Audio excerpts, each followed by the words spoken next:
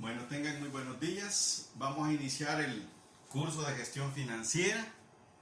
Así es de que espero que todos se encuentren bien. Hay que darle gracias a Dios porque nos da la oportunidad de estar en nuestras labores y hay que atender todas las indicaciones.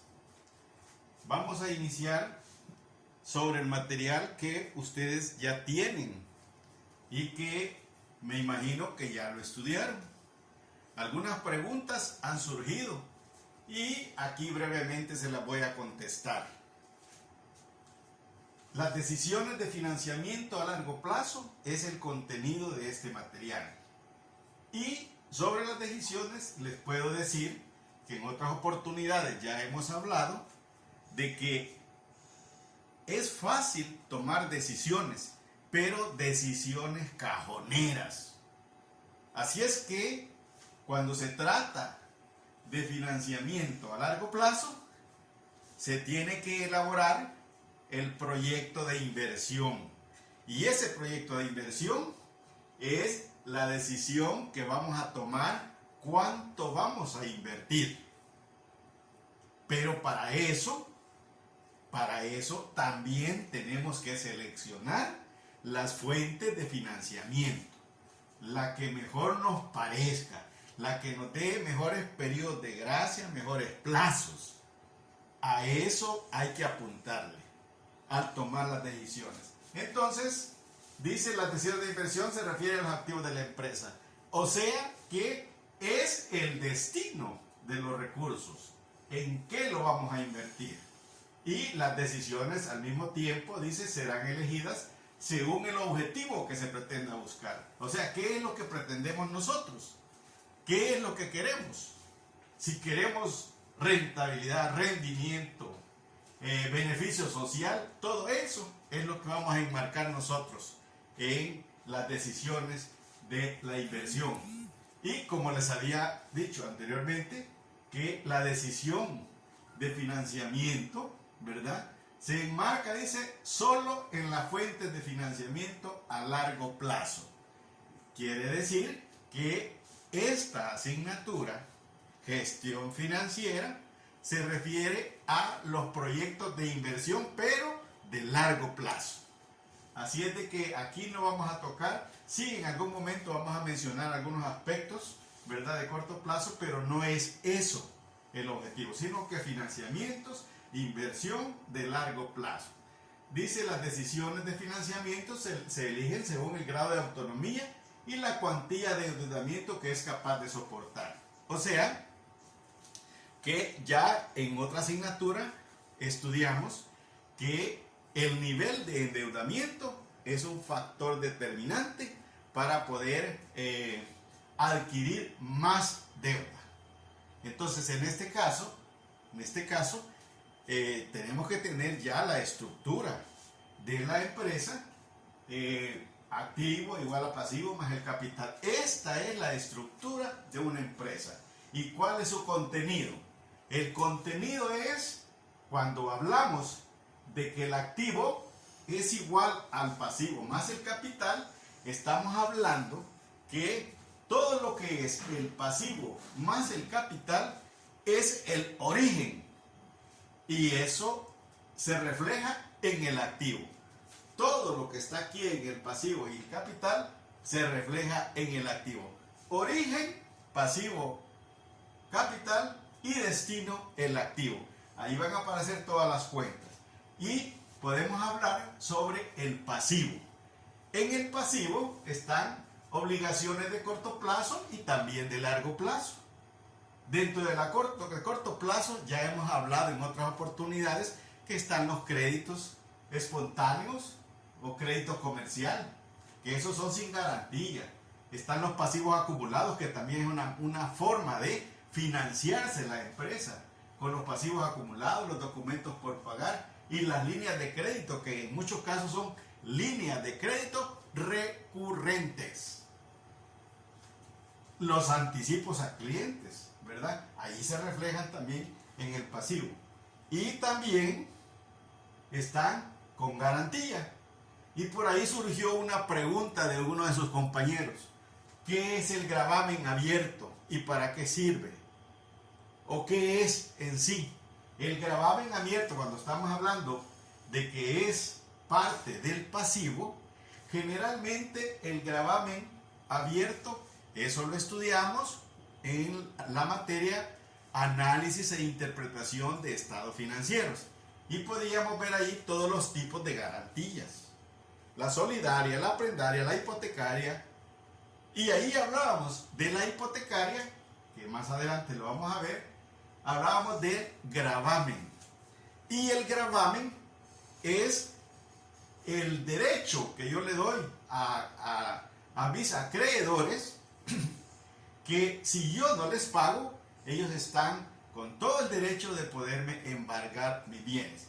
Pero específicamente, cuando dice gravamen abierto y se está poniendo dentro de los de corto plazo, esto suena como que si es un crédito recurrente. Doy una garantía, esa es la respuesta a la pregunta que surgió de uno de sus compañeros. La pregunta decía de que ¿qué era el gravamen abierto? Específicamente es eso. Yo contrato un crédito, porque habla con garantía.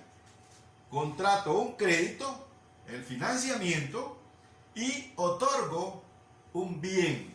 Mi bien, si es garantía y gravamen, vamos a hablar de un inmueble. Entonces, ese inmueble está valuado, un ejemplo, en 100,000 y yo solo quiero $10,000.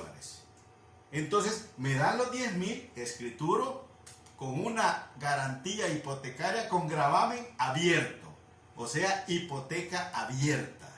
Yo puedo estar sacando más créditos hasta el valúo que la institución, que la financiera me pueda otorgar. Si son 100,000, 100,000 por el valúo o de acuerdo a las políticas de cada institución.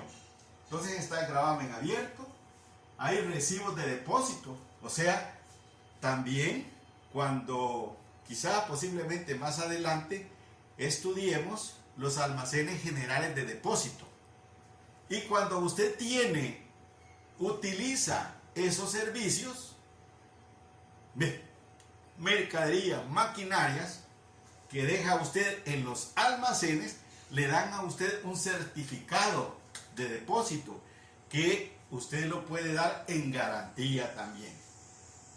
También están las obligaciones de largo plazo, los arrendamientos, que no voy a profundizar en este momento porque es un tema que lo vamos a desarrollar ampliamente en otra oportunidad.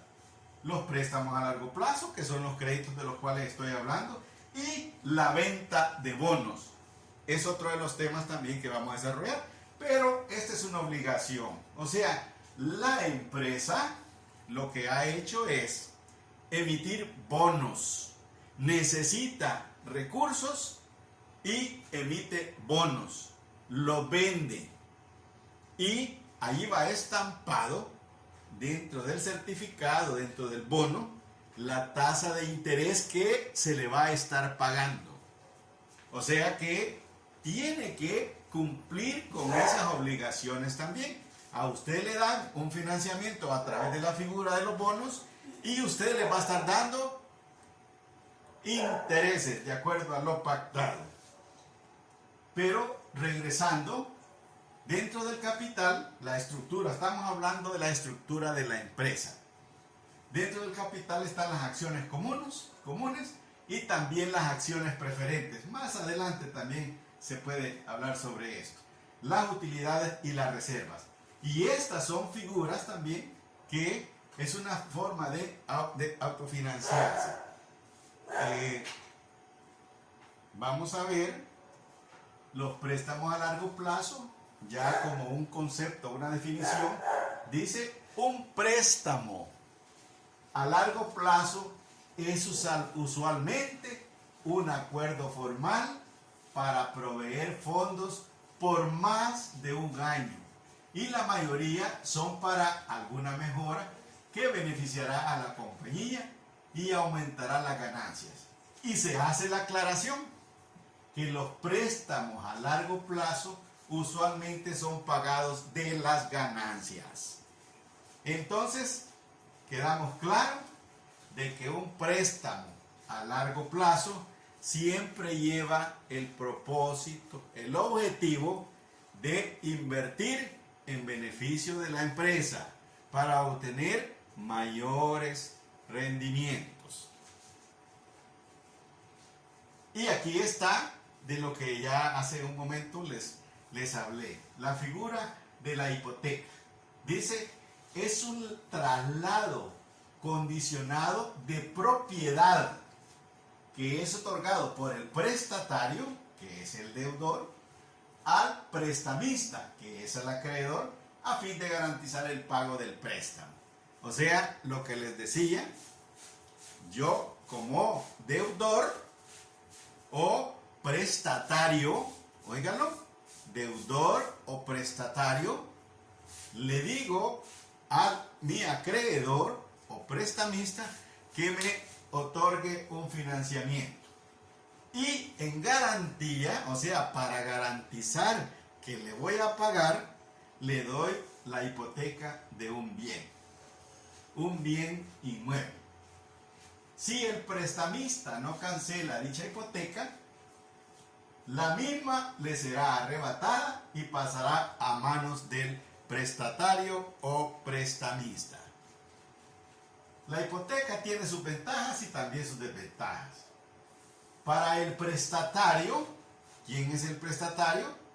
Es el prestamista.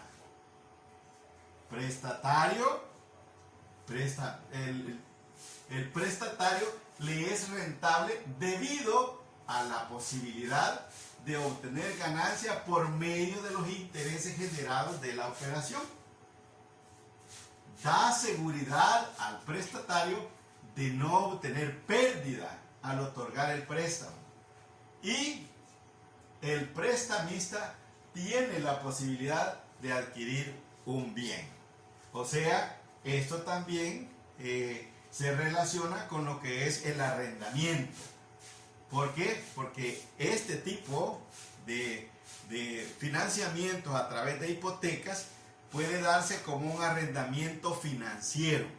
Estoy pagando una anualidad, una cuota, y al final del plazo el bien pasa a mi poder. Sin embargo, aquí en la hipoteca es una forma de garantizarse que el deudor le va a pagar a su acreedor. Desventajas de la hipoteca, dice, para el prestamista le genera una obligación ante terceros. Y existe el riesgo de surgir cierta intervención legal debido a la falta de pago. Y hay un proceso para eso, para poder embargar los bienes. Formas de utilización. La hipoteca confiere al acreedor una participación en el bien. El acreedor tendrá que acudir al tribunal y lograr que la mercancía se venda por orden de este, es decir, que el bien no pasa a ser del prestamista hasta que no haya sido cancelado el préstamo.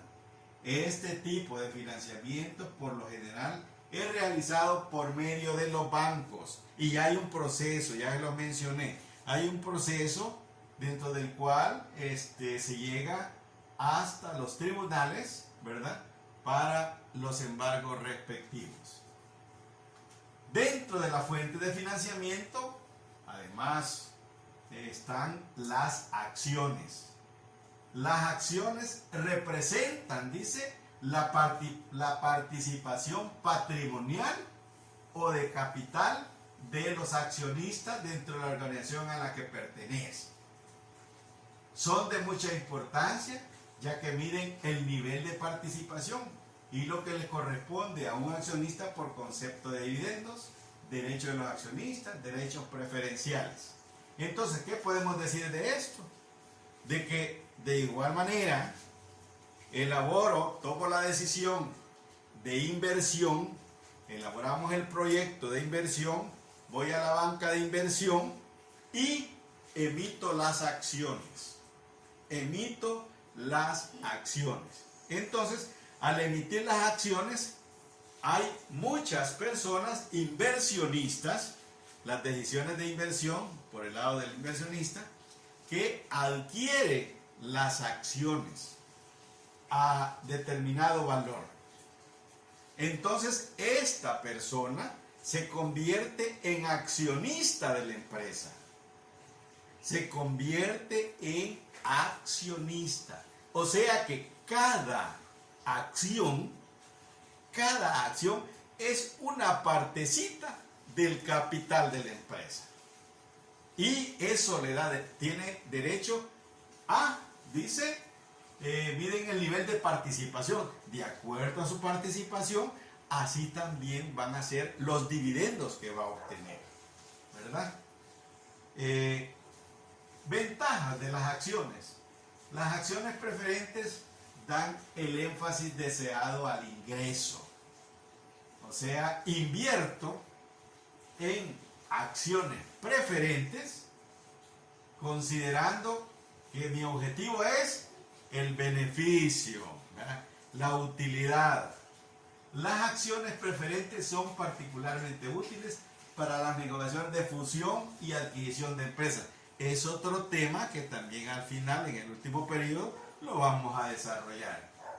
Desventajas de las acciones, dice, el empleo de las acciones diluye el control de los actuales accionistas. Quiere decir que entre más accionistas hay en una empresa, más se va diluyendo el control de la empresa. El que yo tenía, emitía acciones por X cantidad, llegaron más accionistas, propietarios de la empresa. Los accionistas vienen a formar parte de la empresa como propietarios. Entonces ya el control mío se va diluyendo. Entre muchos, entre más accionistas haya, más es la pérdida del control. Así también el costo de emisión de las acciones es alto. Y en algunos casos a este costo le llamamos costo de flotación. Es lo que nos cuesta la emisión de las acciones. Las acciones se clasifican en preferentes y acciones comunes. Las acciones preferentes son aquellas que forman parte del capital contable de la empresa y su posesión da derecho a las utilidades después de impuestos. Pongan atención a eso. Pongan atención. Dice, son aquellas que forman parte del capital contable de la empresa y su posesión, la tenencia, da derecho a las utilidades después de impuesto de la empresa hasta cierta cantidad y a los activos de la misma. También hasta cierta cantidad en caso de liquidación. Ahora, las acciones comunes, que representan la participación residual que confiere al tenedor un derecho sobre las utilidades y los activos de la empresa. Pero óigalo bien, después de haberse satisfecho las reclamaciones prioritarias por parte de los accionistas preferentes. Ambos tipos de acciones se asemejan en que el dividendo se puede omitir, en que las dos forman parte del capital contable de la empresa y ambas tienen fecha de vencimiento. Poco me estoy deteniendo porque este material ustedes ya prácticamente lo han estudiado y me imagino que lo han puesto también en el portafolio de cátedra, lo han estudiado. Espero que ahí esté todo esto, ¿verdad? Continuando con las fuentes de financiamiento de largo plazo, nos encontramos con los bonos y dice, el bono es un instrumento escrito en la forma de una promesa incondicional certificada, en la cual el prestatario promete pagar una suma especificada en una futura fecha determinada, en unión a los intereses, a una tasa determinada y en fechas determinadas. La emisión de bonos puede ser ventajosa si los actuales accionistas prefieren no compartir su propiedad y las utilidades de la empresa con nuevos accionistas. El derecho de emitir bonos se deriva de la facultad para toma de dinero prestado que la ley otorga a las sociedades anónimas. El tenedor de un bono es un acreedor, un accionista es un propietario. El tipo de interés que se paga sobre los bonos es por lo general inferior a la tasa de dividendos que reciben los accionistas de una empresa. Óigalo bien, en conclusión podemos decir que los bonos es una obligación de la empresa. Los bonos es una obligación de la empresa para financiarse. Es una obligación. Generalmente los bonos en nuestro medio solamente los emite el Estado, no la empresa privada. Entonces ya va especificado el tipo de interés que se va a cancelar. Y lo que se puede sacar de esto como conclusión es que a través del proyecto de inversión que usted está realizando y no quiere compartir su empresa con otros propietarios, o sea, accionistas, usted se adquiere el financiamiento a través de la figura de los bonos, o sea, una obligación. Ahí va estampado la tasa de interés y cómo lo va a estar cancelando usted, ¿verdad? Hay ventajas y también desventajas. Los bonos son fáciles de vender y sus costos son menores que la emisión de acciones, por decirles algo, ¿verdad? ¿Cómo se llamaba el costo de emitir las acciones? Costo de flotación. Entonces es elevado, pero con los bonos es más, los costos son menores. El empleo de los bonos no diluye el control de los actuales accionistas. Somos 5 accionistas, adquirimos un financiamiento a través de la figura de los bonos, solo les pagamos los intereses y al final del plazo su capital, ¿va? Pero ellos no tienen nada que ver con la empresa. A diferencia fuera que si emitimos acciones, ahí se va diluyendo el control de la empresa, se comparte con todos los copropietarios. Mejoran la liquidez y la situación de capital de trabajo de la empresa. Y dentro de las desventajas está la empresa debe ser cuidadosa al momento de invertir dentro de este mercado. Los bancos, fuentes de financiamiento. Los establecimientos bancarios conforman el sostén del sistema financiero latinoamericano. Su función principal es recibir fondos de terceros en depósito y colocarlos en el mercado mediante operaciones de crédito. Esto en algún momento del estudio que hemos tenido había hecho una estructura, una imagen de el ahorrador llega y está a la institución, deposita sus fondos, esta institución le cancela intereses, esta institución canaliza esos fondos hacia otros empresarios y estos le pagan un interés a este intermediario.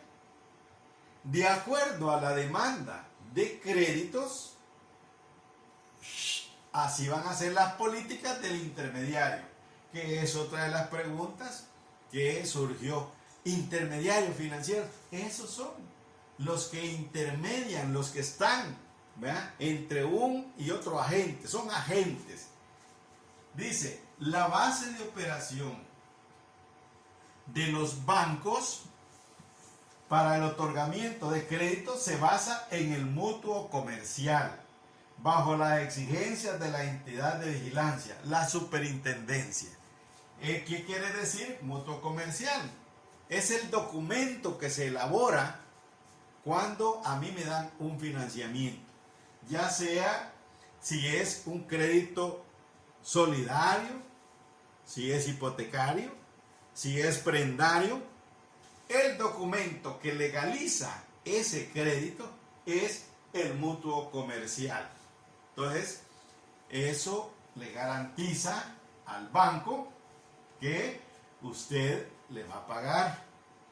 Si no, a través de esta figura, hace todos los trámites en los tribunales, aspectos legales, para que usted le pague, haciéndole fuerza legal, ¿verdad? Dentro de los bancos, dice, las operaciones de crédito son los sobregiros. Es un tipo de financiamiento de muy corto plazo, está dirigido principalmente a cubrir necesidades de caja. Y creo que de esto usted ya más o menos se lo imagina. Sobregiro. Es decir, usted tiene, por decir, una cuenta de cheque, cuenta corriente. Y usted, sus cheques los respalda por lo que tiene depositado, para que no le reboten. Pero esta figura que se legaliza porque ya es un pacto entre usted y la institución financiera, que cuánto es posiblemente el máximo de sobregiro que usted tiene autorizado. O sea, que aunque no tenga los recursos, el banco responde por eso. Pero ya es un pacto y los intereses que le van a cobrar, pues ya son otros. Los créditos ordinarios. Estos es el sistema por el cual los bancos ponen en circulación el dinero. Son todos aquellos préstamos que la entidad bancaria brinda entre 90 días y un año. En algunos casos, cuando se hablan de préstamos y de plazos, hay quienes que hablan de corto plazo, mediano plazo y largo plazo. Nosotros, en nuestro estudio, vamos a tratar de identificar las obligaciones de corto plazo y de largo plazo. Corto plazo lo vamos a considerar hasta un año. Todos los préstamos que estén dentro de ese rango van a ser de corto plazo, y los que pasen los vamos a considerar de largo plazo. Dice, todos los créditos ordinarios se formalizan a través de un título, que por lo general es un pagaré, que obliga al prestatario a otorgar las garantías correspondientes. Los pagaré lo estudiamos en una materia de gestión financiera 1 y hablábamos que estos pagaré son de corto plazo y que tienen una tasa de interés fija y hay una tasa de interés variable. También hicimos el análisis de que qué es lo que nos conviene más. Si contratar créditos ordinarios con la figura del pagaré a tasa fija o a tasa variable. Eso lo estudiamos también. Los descuentos, esto ya vamos metiéndonos a otra área. Dice, otra operación a través de la cual los bancos otorgan créditos es el descuento de títulos valores como pagarés, giros, letras de cambio y otros títulos de deuda. Mediante este tipo de operación se obtiene con anticipación el total del valor del título con cargo a un tercero, mediante el endoso del título a favor del respaldado por la entrega y el endoso de esta a la entidad bancaria. Y como un recordatorio, nada más les puedo decir que me trae a cuenta cuando estudiábamos las cuentas por cobrar. Cuando nosotros vendíamos o las damos en descuento a las instituciones financieras, ¿verdad? Entonces, allí se da esa figura. Cartas de crédito, el otorgamiento de créditos por la vía de la apertura de cartas de crédito, es la operación activa posiblemente más conocida en el marco de las relaciones comerciales internacionales que se crean en una compra-venta. También estos son aspectos que vamos a considerar en un tema más adelante. Las fuentes de financiamiento, continuando con eso, están las corporaciones financieras.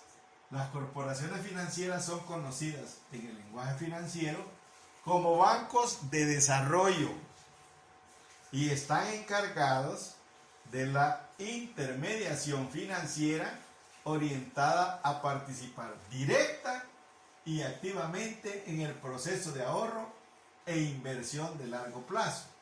Por ello participan dinámicamente en el mercado de capitales y a proveer de recursos de mediano y largo plazo al sector real de la economía. Bancos de desarrollo. Podemos mencionar también los bancos de segundo piso, ¿verdad? Que juegan un papel bien importante también en la economía. Las corporaciones financieras pueden, como los bancos, desarrollar operaciones de crédito documentario, créditos en moneda extranjera, otorgar avales y créditos en moneda legal. Fíjense bien, lo curioso de las corporaciones financieras y dentro de sus actividades están los avales. Los avales es una figura que se le otorga a alguien, yo respondo, yo doy el aval de que se le dé y si no, pues yo cancelo. Compañías de financiamiento comercial. Y aquí dice las compañías de financiamiento comercial son intermediarios orientados a financiar operaciones de corto y mediano plazo, mediante créditos que no excedan en más de 3 años el tiempo de duración del contrato. También dice, estas entidades poseen líneas de crédito dirigidas a financiar el consumo, con herramientas como las tarjetas de crédito y las líneas especiales para compra de vehículos y bienes durables. Su costo es mayor que el crédito bancario. Y es así como damos por finalizada la primera clase en este canal, que espero que ustedes, ya con haberlo leído el material y con lo que voy hablando así poco a poco, tratando de responder algunas inquietudes, espero que les haya servido. Tengan muy buenos días.